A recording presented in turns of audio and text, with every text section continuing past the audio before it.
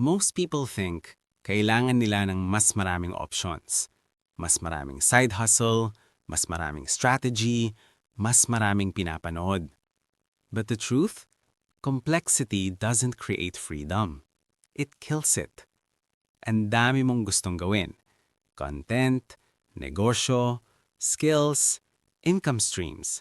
Pero wala namang umaandar ng maayos. Hindi dahil mahina ka, kundi dahil hati ang attention mo. At ang attention na hati, walang leverage. Leverage only works kapag malinaw ang direction. Kahit gaano kalakas ang makina, kung sabog ang manibela, wala kang pupuntahan. Simplicity is not doing less effort. It's doing less things.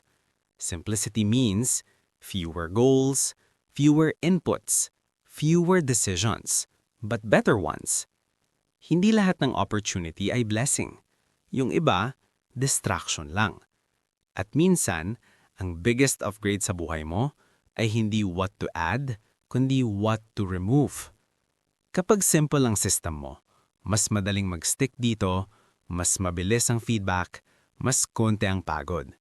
Which creates consistency. And consistency beats intensity. Freedom gave you space. Leverage gave you power. Simplicity gives you direction.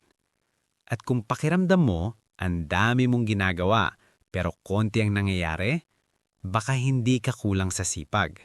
Baka sobra ka lang sa kalat. Welcome to Aral Yaman TV.